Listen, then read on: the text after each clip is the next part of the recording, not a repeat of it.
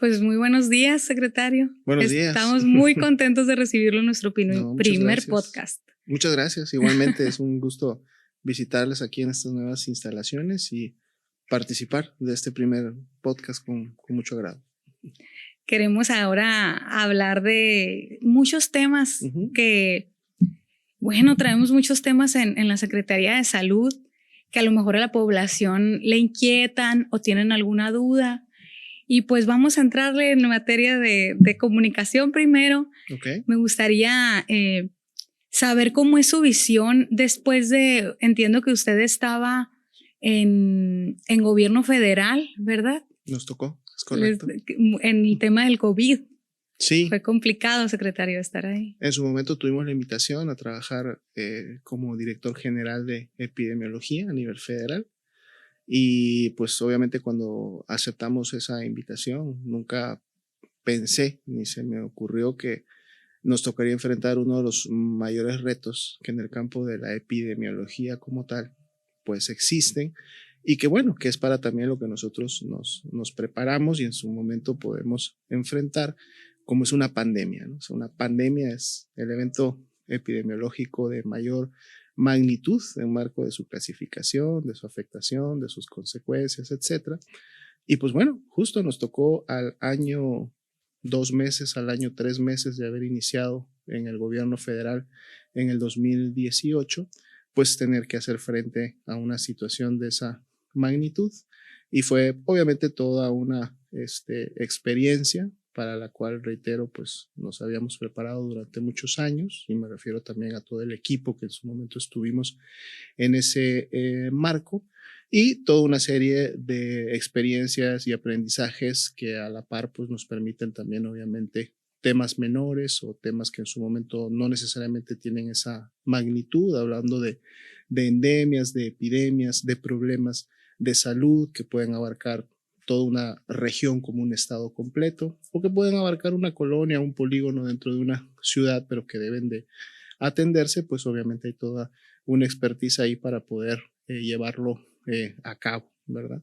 Fue a la mitad de ese encargo, de ese sexenio, que nuestro gobernador Alfonso Durazo se comunica con su servidor y tiene a bien invitarlo a la Secretaría de Salud Pública, y es así como pues iniciamos este nuevo encargo aquí en Sonora, y en el cual hemos estado trabajando pues muy de la mano y con mucho apoyo del gobernador para efectos de los recursos que se necesitan para poder implementar los diferentes programas y acciones, y obviamente administrando de la manera más eficiente y mejor posible los recursos federales que también se ponen a disposición de las Secretarías de Salud del Estado para poder llevar a cabo la implementación de toda una serie de programas, de diseños especializados en función de la problemática que pues puede surgir en cada región de la entidad, ¿no? Entonces estamos muy a gusto trabajando, creemos que hemos tenido avances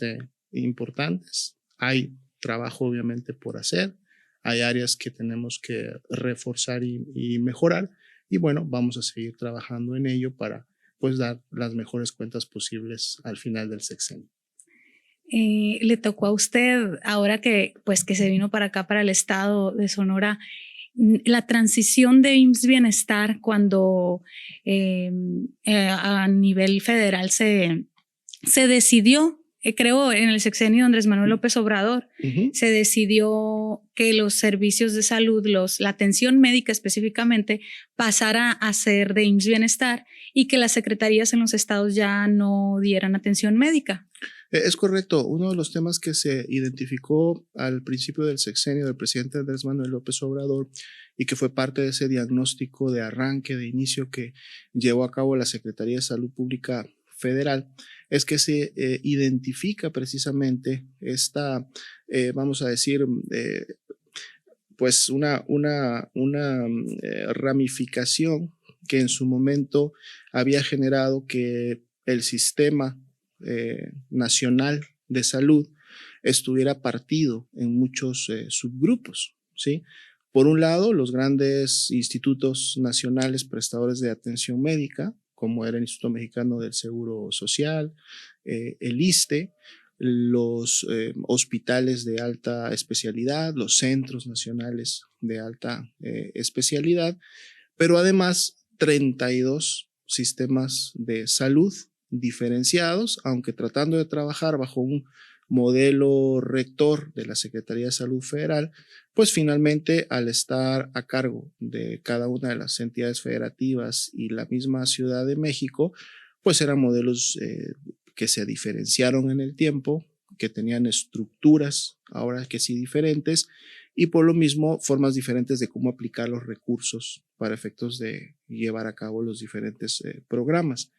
Y pues esto en muchas ocasiones genera más bien ineficiencias a la operación y a la ejecución de los recursos o de las inversiones que son necesarias para un sistema de salud, y esto muchas veces lleva a más bien impedir el acceso o no garantizarlo, sobre todo cuando hablamos de la población que menos tiene, ¿no?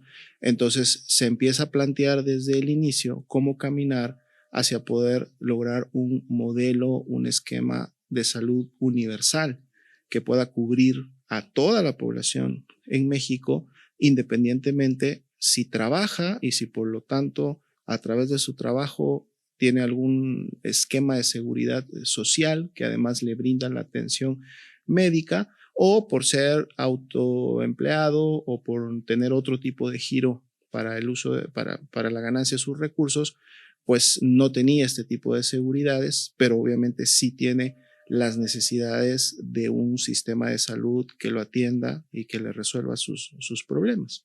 Y eso se inició justo en el sexenio pasado con la creación del IMSS Bienestar como un nuevo modelo de servicios de salud, diferente a lo que antes era el Seguro Popular, porque el Seguro Popular, como su mismo nombre lo dice, era una aseguradora de salud, que básicamente lo que hacía era pagar pólizas de seguro a las entidades federativas, era un ente de financiamiento para las entidades federativas, no era un sistema de salud, no era un prestador de servicios de atención médica, era solamente un modelo de financiamiento y pagaduría para ciertos tipos de servicios y bajo ciertos catálogos que nunca cubrieron obviamente la expectativa de la población.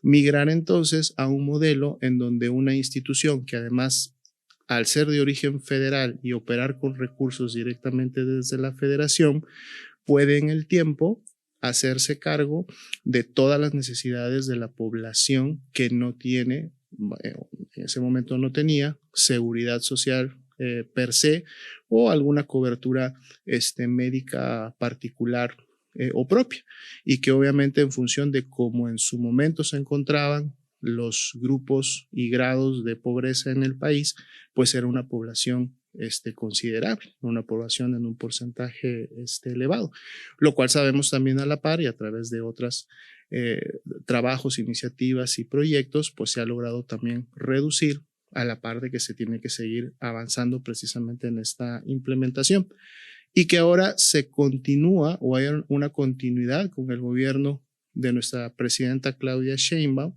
porque entonces ese objetivo de lograr un solo sistema universal de salud se mantiene sobre la mesa, se programan ahora acciones y recursos para que en este nuevo sexenio se llegue entonces sí a esa unificación. Y como lo decía apenas a principios de la semana pasada la presidenta, la idea es que una persona que necesita un servicio de salud pueda ir y demandarlo en el centro de salud, clínica, unidad de medicina familiar u hospital que le quede más cerca de su domicilio, independientemente del color o la institución a la que pertenezca. Estas instituciones, a través de un modelo de conciliación, de tabulaciones y obviamente de comunicación, transferirán recursos entre ellos, por lo que el ISSSTE podrá pagarle al IMSS ordinario lo que invirtió en atender a un derechohabiente de IMSS ordinario, el IMSS Bienestar al ISSSTE para efectos también de una misma situación, pero eso no lo verá la persona, La persona simple y llanamente llegará, demandará atención, será atendida, le harán los estudios que corresponda, les darán los medicamentos que corresponda, si requiere hospitalización, cirugía o alguna otra atención especializada. Y eso ya será un tema administrativo entre las diferentes instituciones prestadoras de atención médica para ponerse al día en los tabuladores, mientras se llega en algún momento, porque también se ha planteado, a que haya una unificación total de todo el sistema nacional de salud, al que pues obviamente sea todavía mucho más resolutivo y eficiente. Esto habría sido muy complicado si todavía existieran 32 subsistemas de salud. Entonces, el primer paso para lograr una universalización real del sistema de salud era que los estados unificaran sus sistemas de salud, al menos en uno, para que éste luego pueda rápidamente coordinarse y caminar en esa universalización con los dos grandes que ya existían, que era IMSS Ordinario e ISSSTE. Y eso es lo que ocurrió en el sexenio pasado, con 23 entidades federativas, entre ellas Sonora, que transferimos los componentes de la atención médica a lo que ahora son los servicios de salud IMSS Bienestar. Entonces ya en 23 entidades federativas ya no hay 23 modelos diferentes de atención médica. Ahora hay un solo modelo de atención médica en 23 estados, que es los servicios de salud IMSS Bienestar. Y entonces eso fue un paso importante que se inició en el sexenio pasado, que ahora en este sexenio pues de seguro va a facilitar alcanzar el objetivo. Sí, yo creo que, bueno, sí, yo creo que, bueno, el tema de la salud es muy, pues tiene que ser universal, como usted dice, no es un privilegio y yo creo que sí, es un derecho y es algo que creo que pues este gobierno se ha enfocado mucho a cubrir los derechos de la gente sin considerar los privilegios. Como, bueno, no quisiera ahondar mucho en el tema del gobierno, ¿verdad? Como tal, pero el tema cuando yo, por lo menos sí quiero comentarle, cuando yo entré aquí, que sí tenía el conocimiento, por supuesto, de estas instituciones de salud, ISSSTE, IMSS, IMSS Bienestar, ISSSTE-SON, que está en nuestro estado, me recuerdo que cuando recién entré a Secretaría de Salud, que fue el año pasado, me explicaron muy específicamente que nosotros ya no dábamos los servicios de atención médica y a veces me fue complicado en el sentido de que me solicitaban información de alguna atención médica que dieron en algún hospital, ya sea del IMSS Bienestar o del IMSS o ISSSTE. Y bueno, queríamos responder, pero no podíamos porque ellos también son federales, pero es importante mencionarlo para que las personas sepan que el único sistema de salud que hay en Sonora, que es de Sonora estatal, es el ISSSTE-SON, ¿no? Entonces, o corrígame usted si estoy mal. Claro. En materia de prestación de servicios de atención médica, por supuesto, la red integrada de servicios de atención médica, que es 100% estatal en este momento, sería la del ISSSTE-SON, que además es una institución prestadora de servicios sociales y entre ellos presta el de los servicios de salud. Tiene obviamente una gran trayectoria dentro del estado y tiene, por lo tanto, también para poder cubrir a sus derechohabientes con el ofertamiento y aseguramiento de los servicios de salud. Y específicamente o especialmente en el área de la atención médica, pues toda una red de hospitales, de clínicas de primer nivel para poder brindar estos servicios. Las unidades, tanto centros de salud urbanos, rurales y hospitales que antes pertenecían a los servicios de salud de Sonora, fueron precisamente el enfoque de la transferencia al IMSS Bienestar, para que ahora sean los servicios de salud IMSS Bienestar los que operaran estos servicios. Una de las principales razones del por qué esto debe de representar ya en su consolidación una mejora es precisamente porque ahora el IMSS Bienestar opera con todo el apoyo y la aportación de un presupuesto federal que viene definido y organizado desde la federación, pero además pues fondeado por la Secretaría de Hacienda Federal y los recursos que destina para esta atención. El hecho de que anteriormente estas unidades estuvieran a cargo y operaran desde el Estado no significaba que el Estado cubría su operación. Históricamente, desde la descentralización de los servicios de salud, la federación siempre ha puesto la mayoría de los recursos para que las unidades médicas funcionaran y lo sigue haciendo inclusive en otras entidades federativas o en las entidades federativas que no fueron transferidas al INSS de Bienestar. Entonces, más bien fue un reacomodo, una reorganización, ¿no? De cómo esa gran cantidad de recursos federales seguía bajando a las entidades federativas, pues ahora mucho de ese recurso se opera directamente desde la federación a través del IMSS Bienestar, y un componente importante es que el Estado, a través de los convenios de colaboración, sigue aportando recursos que históricamente aportó en la prestación de servicios de atención médica. Y por ello, digo, me suena muy lógico que pase todas las atenciones médicas, así como nos lo plantean, ¿no? Que los recursos son mayormente federales y está muy bien que ellos también se encarguen de las atenciones médicas. Lo que ahora nos corresponde a Secretaría de Salud, y digo nos ya poniéndome el saco de Secretaría de Salud, por supuesto, es la prevención, que es sumamente importante para no llegar a los contagios, ¿no? Y para que la gente se cuide.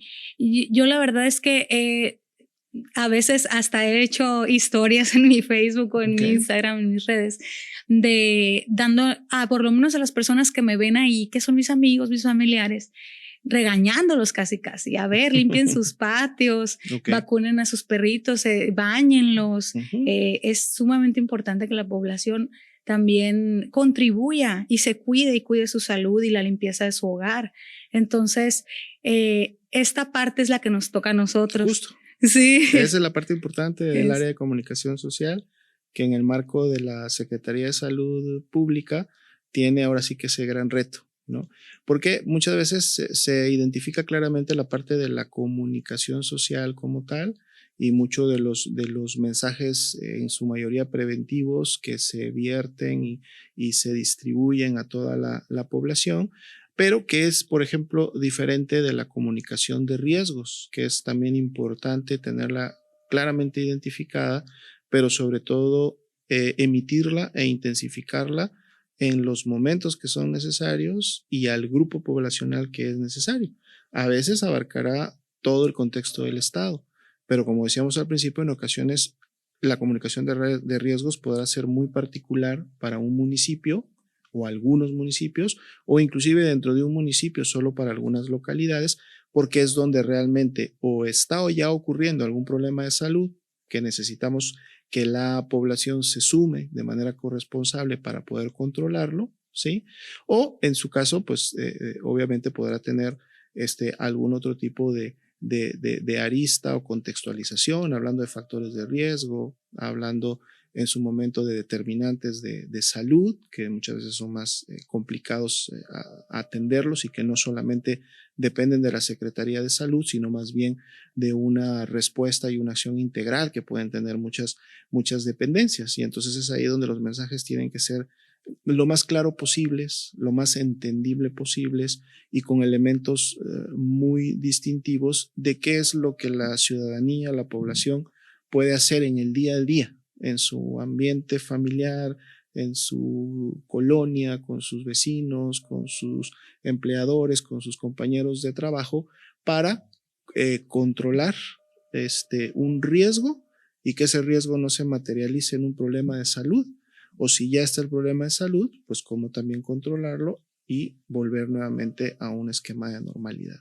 Sí, de hecho, aunado, digo, a nosotros, a comunicación social, que lo más importante también es comunicar las brigadas lo que hacen, que es un gran trabajo de la Secretaría de Salud, que tenemos ahí inundadas las redes sociales de lo que hace cada distrito. La Secretaría de Salud se divide en distritos, ¿no? Entonces ahí hacen las brigadas, el control de, pues, por ejemplo, con el tema del sarampión. Cuando hicieron unas brigadas de vacunación que lograron controlar en Cajeme. Si nos puede hablar un poco de eso también. Sí, es correcto. El sarampión como enfermedad tenía ya varios años que obviamente tenía una clasificación de control en el país. Y esto pues siempre ha sido reconocido por el tema del programa de vacunación universal, que tiene muchos años en México. Ha sido uno de los programas más exitosos en materia de salud pública y de prevención de enfermedades sobre todo, siendo que obviamente la vacuna es la acción de prevención primaria por excelencia, ¿no? Porque una vacuna siempre va a ir dirigida o a evitarnos la enfermedad, es decir, que una persona que se contagia no desarrolle signos y síntomas y por lo tanto no enferme de algún microorganismo, o sea, bacteria, virus, parásito, hongo, etcétera, etcétera. Justo en la mañana, disculpe que lo interrumpe, estaba escuchando al doctor Universo en una entrevista diciendo que no, el COVID, la vacuna del COVID, por ejemplo, previene que se compliquen los síntomas. Es correcto. No todas las vacunas, no todas las vacunas tienen un diseño que en su momento la eficacia vaya dirigida a evitar la enfermedad. No, podemos desarrollar la enfermedad, pero en el caso, por ejemplo, de COVID, la vacuna para el virus SARS-CoV-2 que previene las complicaciones por COVID-19 tiene más bien ese objetivo, que el COVID-19 o la influenza también, hablando de la vacuna contra la influenza, desarrolle sintomatología mínima, que sea comparativa a una gripa leve, un catarro leve, pero que efectivamente proteja a la persona de no desarrollar complicaciones, y al no desarrollar complicaciones, obviamente estoy previniendo que me hospitalicen y que producto de esa hospitalización o esas complicaciones, finalmente inclusive pueda llegar a fallecer producto de la enfermedad. Por eso la importancia de la vacuna en esos dos aspectos. Prevenir la enfermedad en muchos casos, como lo es si la vacuna del sarampión, es una eficacia que en su momento alcanza para prevenir la enfermedad. O sea, la persona ni siquiera desarrolla signos y síntomas, por lo tanto no enferma. U otras vacunas que tienen ese objetivo, que es prevenir complicaciones y muerte a causa de la enfermedad. Y luego, sobre todo, también con el tema, continuamos con el tema de la corresponsabilidad y mi tono de regaño hacia la población de que deben de vacunar a sus hijos. En realidad, el tema de la vacunación del sarampión es con los niños, ¿no? Sí, de hecho, recordemos que la vacuna contra el sarampión, en base al esquema del programa universal, está indicada básicamente en dos momentos principales y un tercero si alguno de los dos primeros falló, ¿no? Entonces, el primer momento es cuando el niño o la niña cumple 1 año de edad o 12 meses de edad. Ese es el primer momento para vacunarse. Si bien es cierto, dado que ahora hay brotes de sarampión en todo México y por lo tanto hay la posibilidad incrementada de que una persona, en este caso un pequeño de menos de 1 año, se exponga al virus del sarampión, entonces se ha habilitado el esquema en donde un niño al cumplir los 6 meses o de los 6 meses a los 11 meses puede recibir una dosis previa, sobre todo si hay riesgo importante. Pero en el programa regular o normal, digamos que es el año la primera dosis, luego viene la dosis del 1.5 años o 18 meses, y entonces luego se lleva a cabo un reforzamiento o una búsqueda intencionada cuando los niños y niñas cumplen los 6 años de edad o los van a cumplir y por lo tanto están a punto de ingresar la mayoría de ellos a su actividad ya escolar básica, de aplicar una dosis si es que no se puede demostrar que tiene las dosis previas, ¿verdad? Si la persona, el niño en este caso, a través de su cartilla de vacunación demuestra que tiene la dosis de los 12 y la dosis de los 18, entonces no sería necesario la dosis de los 6 años. Pero ante la duda, porque si una persona, una mamá, un papá, un tutor no puede demostrar la aplicación de la dosis por X o Y motivo, pues entonces se coloca la dosis de los 6 años. Ahora sí que es mejor incrementar el grado de prevención colocando la vacuna, porque finalmente la vacuna no va a generar ningún problema de salud a la persona. Son vacunas seguras, por lo mismo no hay un riesgo de algún otro problema por la vacuna. En todo caso, la expectativa de la utilidad, la protección y el beneficio que va a recibir por la vacuna es muchísimo mayor y por lo tanto entonces se aplican. Y eso es lo que durante muchos años obviamente mantuvo la transmisión de sarampión a raya, porque al tener mucha población que se vacunó cuando fue niño o en algún momento de su infancia en su vida, pues obviamente eso nos genera inmunidad de rebaño, que ese es otro de los temas de la vacunación. La vacunación tiene una utilidad individual, porque entonces yo me pongo la vacuna y por lo tanto yo como individuo, como persona, quedo protegido contra X o Y enfermedad, o en este caso vamos a decir contra el sarampión. Pero el hecho de que me vacune yo, se vacune la persona que está a mi lado, la que está a mi otro lado, nos vacunemos todos en la colonia, nos vacunemos todos en la localidad, nos vacunemos todos en el municipio, entonces genera esto que también se comenta mucho en los temas de epidemiología, que es la inmunidad de rebaño, ¿sí? O el hecho de que hay tantas personas que están vacunadas y que por lo tanto no pueden desarrollar la enfermedad, que el microorganismo pues obviamente no va a encontrar, va a ser muy complicado que encuentre una persona susceptible para mantener una cadena de transmisión. Entonces podría llegar un caso importado, como lo tuvimos precisamente en Sonora para efecto de los casos de sarampión que tuvimos el año pasado.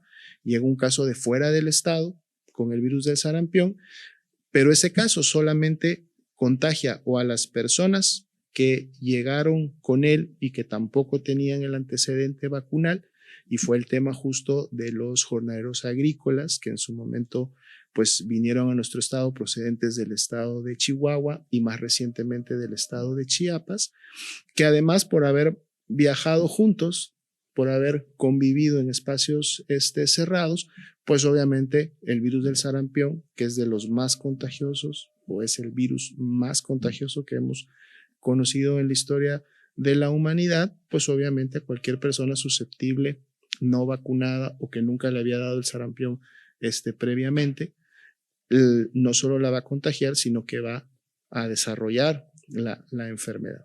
Entonces, cuando todos estamos vacunados y todos los niños y niñas están vacunados, o al menos el 95% de ellos, por eso ese número también que se escala o traduce en una meta o en una cobertura que necesitamos lograr siempre para mantener protegida a la población, el famoso 95% de todos los que tienen que vacunarse se vacunen, porque ese 95% vacunado va a ser suficiente para que a lo mejor ese 5% que por algún motivo no se vacunó va a quedar protegido, por eso se llama inmunidad de rebaño, entre ese otro grupo de 95 que sí se vacunó. Claro que lo ideal será siempre poder alcanzar o tratar de llegar a un 100% en un momento determinado. Y bueno, y eso es un trabajo constante y permanente que precisamente desde la Rectoría de la Secretaría de Salud Pública nos toca llevar a cabo, en el sentido de que pues todos los días hay personas que cumplen años. Es decir, todos los días una niña o un niño cumple un año y al siguiente día hay otras niñas y niños que cumplen el año, y así también los 18 meses o el año y medio y los 6 años. Entonces es una meta que es móvil. Todos los días, todas las semanas, todos los meses se va moviendo en función de quienes nacieron hace un año, quienes nacieron hace 18 meses, quienes nacieron hace 6 años, y por lo tanto las actividades tienen que ser permanentes. No es de que si hoy logré el 95%, que por cierto nuestras coberturas vacunales de sarampión en Sonora siempre se han mantenido entre el 94 y el 96 en los diferentes grupos, pero no es que si yo ya logré ese 94, entonces digo, ya logré el 94, listo, ¿no? Ya podemos estar tranquilos el resto del año. No, porque la próxima semana se suman nuevas personas al corte para las edades. Entonces trabajamos de manera muy coordinada con Servicios de Salud y Bienestar, con MIMSS Ordinario, con ISSSTE y con ISSSTESON, a través de una distribución territorial de responsabilidades para poder tener cobertura en todo el estado y pues entre todos juntos asegurarnos de poder llegar a ese 95%. Pero aquí entra justo el tema de la corresponsabilidad, ¿sí? Porque si bien es cierto, nosotros desde la Secretaría de Salud y algunas de las instituciones prestadoras de atención médica también llevan a cabo actividades como brigadismo, y entonces podemos salir a algunas localidades o colonias a ofertar la vacuna a lo mejor a domicilio, ¿sí? Porque además estamos cubriendo a lo mejor el entorno de un domicilio donde vive una persona que se confirmó con sarampión. Ahí es donde principalmente salimos nosotros a la comunidad y hacemos una verificación en todo ese polígono de que las niñas, los niños, las personas estén vacunados y que por lo tanto ese caso que ocurrió de sarampión no represente un riesgo de iniciar un brote o una cadena de transmisión, precisamente porque todos estén vacunados. Pero en el deber ser, pues obviamente la responsabilidad que nosotros tenemos como padres, como madres, como tutores de niñas o niños, es llevar a nuestro hijo, a nuestra hija, al centro de salud, clínica, unidad de medicina familiar u hospital más cercano a cumplir con el esquema de vacunación, porque esa es una responsabilidad que tengo yo para, reitero, con mi hija, mi hijo o la persona, el menor que estoy cuidando. Si por ahí me toca que una brigada o resulta que le tocó cubrir mi colonia. O clínicas móviles. O las clínicas móviles, exactamente, que es uno de los servicios precisamente que forman parte de ese paquete de acciones preventivas que llevamos en las clínicas móviles a casi todas las localidades del estado. Ahí pueden aprovechar en un momento determinado, ¿no? Pues tengo la clínica móvil, se paró aquí a 2 cuadras de mi casa, está en el parque de mi colonia y a lo mejor el centro de salud me queda todavía un poquito más lejos, pero sé que ahí van a tener la vacuna.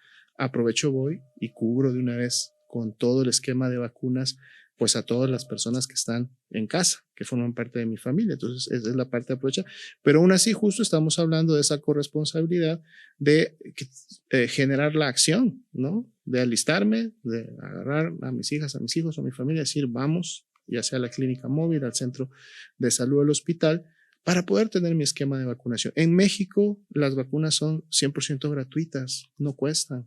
En otros países, incluidos los países vecinos, ¿sí? Las vacunas cuestan. Y entonces el acceso está en función de que la persona tenga recursos, tenga dinero para poder comprarlas y se pueda desplazar a un lugar donde las vendan. Ahora sí que es privilegio ahí, ¿no? Y aquí es no. Correcto. Y ese es el gran éxito justo del programa de vacunación universal en México, que al ser gratuito, pues incrementa de manera importante la accesibilidad a las personas, porque no genera una puerta cerrada o un obstáculo a la población por el hecho de no contar con recursos. Y aquí no hace distinción, o sea, no hay ningún tipo de discriminación por parte del programa, porque puede una persona tener el recurso y pagar por su vacuna en un servicio privado, si así lo desea, pero si no, aún teniendo recursos, puede acceder a un centro de salud institucional y recibir la vacuna de manera gratuita. Ahora con el tema de la influenza, y que por cierto todavía estamos en temporada invernal, para efectos de Sonora, de hecho enero y febrero son los meses en donde normalmente vemos disminuciones importantes de la temperatura, puedo ir yo y demandar la vacuna contra influenza de las mejores marcas y de las mejores farmacéuticas a nivel internacional y no me cuesta absolutamente nada. En otros países tengo que pagar $100, $150 o hasta $200 porque me apliquen una vacuna, que es la misma que estamos colocando en México y en Sonora, y que lo único que tenemos que hacer, reitero, es acudir a nuestra unidad de salud más cercana para que nos la coloque. Uh-huh. Y con el tema, cambiando un poquito el tema, secretario, a veces en el área de comunicación social, usamos lenguajes muy coloquiales. De hecho, también este espacio tiene la intención de ser un espacio muy coloquial. Entonces, sí a veces nos ha hecho un poquito de ruido, a lo mejor en términos de medios de comunicación, el que a lo mejor no le entendamos a los términos médicos, a la terminología que ustedes usan, que entiendo yo y que es una conciencia que también debemos tener nosotros como ciudadanos, que ustedes tienen, los médicos, digo, mi papá es médico también, mi familia, mi hermana, tienen una formación muy estadística, muy objetiva, digo, si no pudieran, ¿verdad?, operar o no pudieran hacer todo lo que hacen, pero también a veces nosotros pues casi que los presionamos a ustedes, a los médicos, para que saquemos las palabras que a lo mejor no son las correctas, pero que la población entiende, ¿no? Entonces, hay, por ejemplo, el término nebulización, que es el oficial para la fumigación del dengue, que por cierto se ha hecho mucha nebulización, mucha fumigación. ¿Cómo? Sí, mucha. Entonces es importante también que la gente sepa, ¿no? Y que tratamos de de adecuarnos también al lenguaje, la intoxicación por monóxido de carbono, que más bien es ahora, ¿no? El humo que sale de la leña. El humo que sale de la leña. Del carbón, ¿no? Sí, diferentes sí. elementos. Sí, el tema precisamente de la terminología médica, ¿no? Es algo que se debe de cuidar mucho en el marco de la comunicación social y de riesgos para que los mensajes sean entendibles por la población. Porque si nosotros salimos con la terminología médica, pues bueno, a lo mejor si en la población hay personal profesional de la salud, pues igual son los únicos que le van a entender, pero las personas que no están relacionadas a las carreras o a las profesiones del ámbito de la salud no tendrían por qué identificar o reconocer ciertos términos que en el día a día se manejan al interior de un hospital, al interior de una consulta médica o entre los profesionales de la salud que interactúan en diferentes niveles para hacer esto. Y eso, bueno, pues es parte obviamente de la formación académica por la cual todas las profesiones tenemos que pasar, y en este caso, en el caso de la medicina, pues históricamente se ha caracterizado por tener esas particularidades. Igual ocurre a lo mejor en algunas ingenierías, alguna terminología legal que utilizan también los abogados, las abogadas, etcétera, pues ocurre mucho aquí, pero como nosotros sí tenemos que comunicar a la población sobre todo el tema de riesgos o qué hacer ante un problema de salud, sí es algo que desde el área de comunicación social se debe de cuidar mucho, y que cuando dentro de ese ejercicio de comunicar se entrevista a un profesional de la salud, hay que siempre advertir al profesional de la salud de que trate, por favor, de usar palabras que sean entendibles a toda la población, o en su caso, pues seleccionar obviamente voceros, seleccionar actoras de la salud que tengan esa facilidad o esa capacidad de en su momento poder comunicar de manera clara, entendible y sencilla lo que las personas deberían o pueden hacer para prevenir o controlar un problema de salud. Entonces, parte del reto también de lidiar con todos estos temas. Yo creo que es importante, antes de irnos, secretario, ahorita que estamos hablando del tema de comunicación en salud, es importante también comunicarle a las personas, a la población, que hay reportes epidemiológicos que se hacen a veces las publicaciones desde Salud Federal, desde la página web, y a veces nosotros, pues mortales, no lo sabemos interpretar o entendemos algo diferente a lo que se está publicando, ¿no? Entonces, esa parte...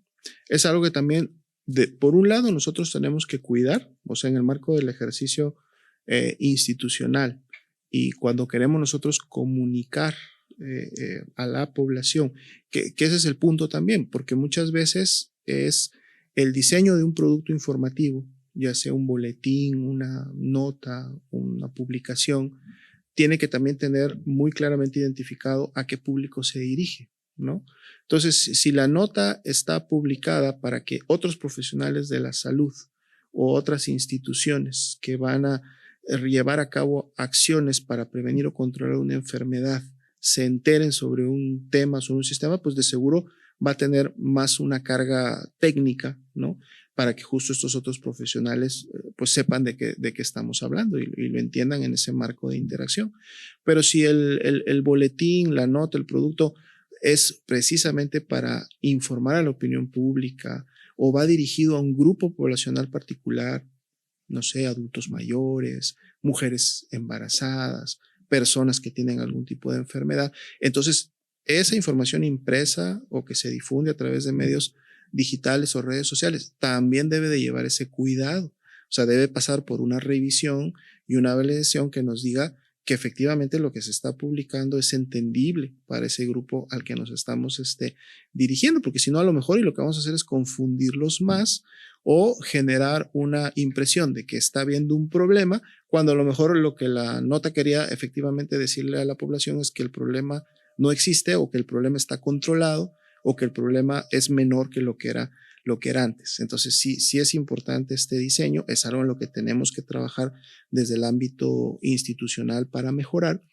pero cuando hablamos, por ejemplo, ahorita que hablamos de los grupos a quienes va dirigidos, si uno de esos grupos son precisamente los medios de comunicación, a quienes siempre agradecemos que nos ayuden obviamente a difundir, ¿no?, la información, porque a través de ellos pues llegamos a más gente y llegamos a más esferas y a más grupos. Pues que aquí estamos siempre nosotros a la orden, precisamente a través de las áreas de comunicación social, para atender y resolver las dudas que ellos pudieran tener en la interpretación de la información o de lo que ellos están entendiendo o percibiendo que pudiera decir una nota. Y que a veces tiene que ver justo con las fuentes que en su momento se utilizan. Actualmente van a encontrar fuentes federales, fuentes estatales, cuando son los mismos sistemas de monitoreo o como por ejemplo de vigilancia epidemiológica o de la morbimortalidad o de la estadística, etcétera, normalmente la información deberá ser la misma, pero recordemos que muchos de esos sistemas se alimentan en tiempo real. Todos los días las diferentes unidades en todo el estado están cargando la información, están reportando casos sospechosos, probables, los laboratorios están subiendo los casos confirmados, se están haciendo los procesos de validación técnica para clasificar una enfermedad o una persona con una enfermedad. Y entonces, como eso es en tiempo real, si yo hago un corte hoy en la mañana, la estadística me puede botar un número. Si yo hago hoy día en la tarde noche el mismo corte, pues obviamente se van a sumar los resultados de los diferentes procesos que durante el día se llevaron a cabo y por lo tanto esta estadística podría ya ser diferente. Y eso quiere decir que está mal y eso quiere decir que no, para nada, es simple y llanamente un resultado de esos procesos de validación, de esos procesos de notificación que, reitero, se dan minuto a minuto, hora con hora, pero que nosotros tenemos que programar cortes de las diferentes plataformas y sistemas de información para pues obviamente poder utilizar esos datos y convertirlos en productos informativos, tanto al interior como al exterior para las diferentes utilidades u objetivos que esa información tiene.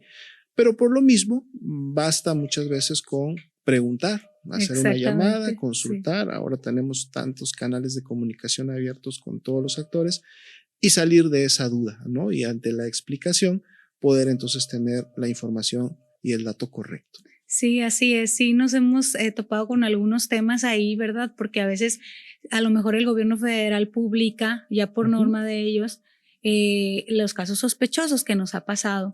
Claro. Y que los toman a veces como casos confirmados. No son confirmados y, por ejemplo, si hay 8 casos sospechosos, a lo mejor se confirman 2. Entonces, claro, no es que hoy haya habido 8 contagios, sino que son sospechosos, que podría haber sido otra enfermedad, que podría haber sido, por ejemplo, una gripe sencilla, a lo mejor. Es correcto. Ajá, entonces, ese tema. Y también con el tema de los datos, secretario, nos pasa también mucho que digo, somos nosotros, Secretaría de Salud, el eje rector de todas las instituciones que brindan atención médica, como ya lo mencionó. Y en ese sentido ha habido casos muy mediáticos.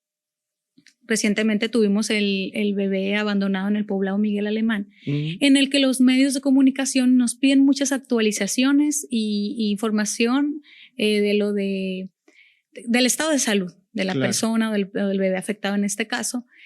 Y a veces cruza esa solicitud de información con la ética del médico de que no puede filtrar la información de un paciente porque eso ya es algo legal. Es correcto, principalmente hay 2 marcos legales de actuación. El primero, como instituciones de gobierno, prestadoras de servicios, pues obviamente están incluidas y bajo el marco de los datos personales, o sea, la protección de datos personales, en donde las instituciones que recaban esos datos, que en este caso puede ser un IMSS, el régimen ordinario, un servicio de salud, IMSS Bienestar, un ISSSTE, un ISSSTE-SOL, la misma Secretaría de Salud, están obligados por ley a resguardar esa información y no la pueden compartir abierta ni libremente, ¿verdad? Hablando de los datos personales, que también están claramente identificados cuáles son los datos personales, ¿no? El nombre, algunas fechas por ahí importantes, algunos documentos, etcétera. Pero también por otro lado, recordemos que en la práctica médica, ¿no?, hay otra normativa que precisamente tiene que ver con la relación médico-paciente y la secrecía que hay en la relación médico-paciente, en donde pues algo que ocurre precisamente en la práctica médica es que la médica, el médico, va a preguntarle a la persona toda una serie de información y de antecedentes que van a contribuir a llegar al mejor diagnóstico posible y por lo tanto la mejor aplicación de un tratamiento o una terapéutica, ¿sí? Y esa información que pregunta pues tiene que ver muchas veces con antecedentes que son muy personales, ¿no? Cosas que ocurrieron en el pasado inmediato o muy hacia atrás de la persona y que son temas muy sensibles y muy personales para una persona y que median o se escriben y se registran pues, en las historias clínicas, ¿no? Entonces la historia clínica de hecho es un documento médico legal. Todo lo que está escrito en una historia clínica puede ser utilizado para diferentes procedimientos legales y es el documento que justo registra todo el proceso de atención y que además de los datos personales y los antecedentes personales del paciente, pues registra todas aquellas acciones que un profesional de la salud o un grupo de profesionales de la salud llevaron a cabo en el proceso y con el objetivo de restablecerle la salud a la persona. Entonces, ¿quién solamente puede autorizar en la mayoría de los casos que esa información se dé a conocer o se ventile? Pues la que es dueña de esa información, que es la persona, ¿no? Entonces, en muchas ocasiones, si no hay una autorización expresa por parte de la persona, más si son menores de edad, en donde tendría que haber un padre, una madre, un tutor oficial legal, el que exprese esa autorización, en muchas ocasiones no es información que una institución de gobierno, en este caso la Secretaría de Salud Pública, puede dar a conocer abiertamente o ventilar, ya sea en una entrevista, ya sea en un comunicado de prensa, ¿no? Ya sea en una red social, no, porque justo la gente confía en las instituciones, se atiende en las instituciones bajo el hecho de que sabe que su información personal va a estar resguardada. Yo creo que a nadie le gustaría que un problema de salud personal, un diagnóstico, alguna problemática, un tratamiento o algo que ocurrió, pues una institución le esté comentando abiertamente, público, ¿no? Entonces, no es un tema de querer o no querer, es un tema de que existe una legislación, una regulación y que existe este marco de la relación médico-paciente que todo profesional de la salud, ya no solo hablando de las instituciones, inclusive los que ejercen la práctica privada, van a cuidar mucho porque lo tienen que hacer, porque es así, porque está normado y porque representa el día a día de su trabajo. Obviamente cuando nosotros armamos panoramas epidemiológicos, boletines o comentamos información general, pues no hay ningún problema porque siempre tenemos el cuidado de no tomar precisamente casos únicos, personales, sino lo hacemos en un contexto comunitario de la situación de toda una región o de toda un área y por lo tanto no están identificados los elementos.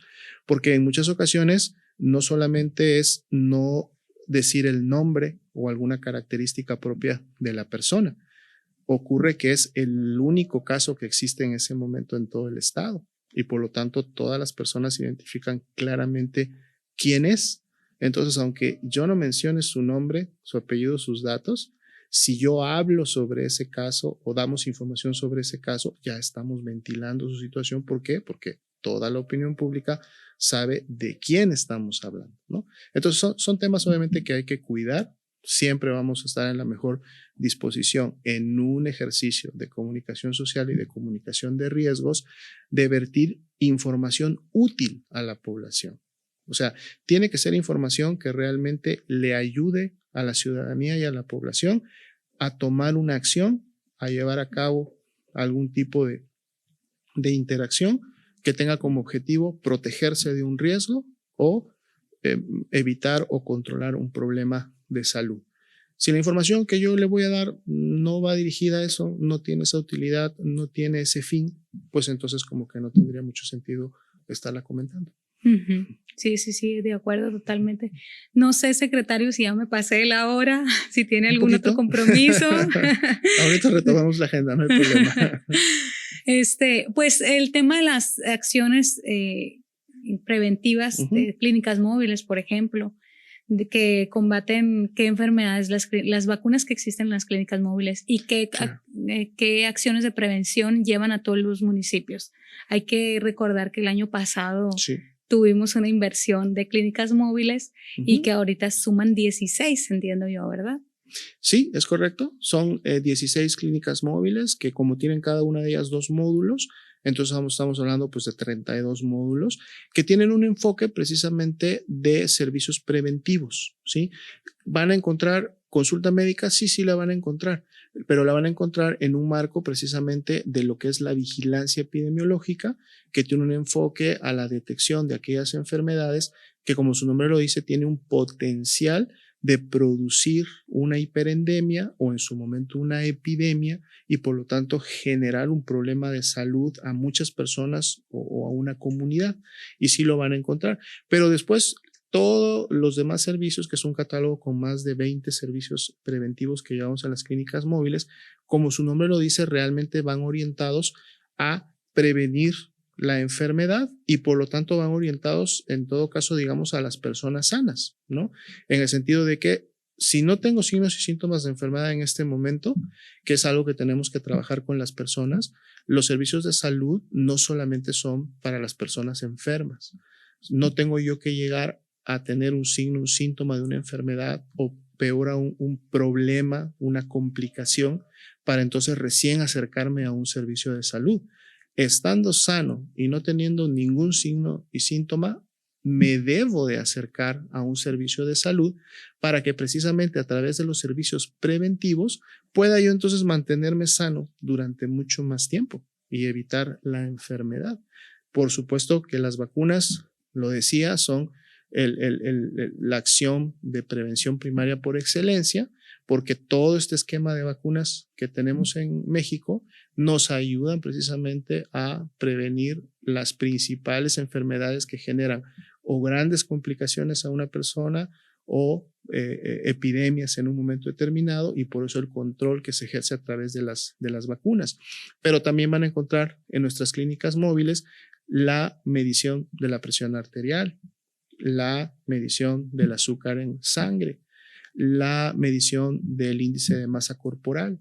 Y de la mano de eso, al saber que estamos bien y que no tenemos nada que en su momento nos pueda advertir sobre un problema de hipertensión, diabetes, sobrepeso, obesidad, enfermedad metabólica, etcétera, también recomendaciones a través de los servicios que tenemos en las clínicas móviles de nutrición, de activación física y de medidas preventivas para pues entonces no tener diabetes más adelante, no tener hipertensión más adelante. Tenemos los componentes de salud mental, que son muy importantes a nivel comunitario. No tengo que estar en un momento en donde ya tengo un problema de salud mental, ¿no? Y que voy a necesitar ahora sí de un profesional de la psicología o de la psiquiatría para poderlo resolver. No, ahí tenemos servicios que a través de intervenciones comunitarias pueden más bien ayudarnos a prevenir y llegar a esos momentos.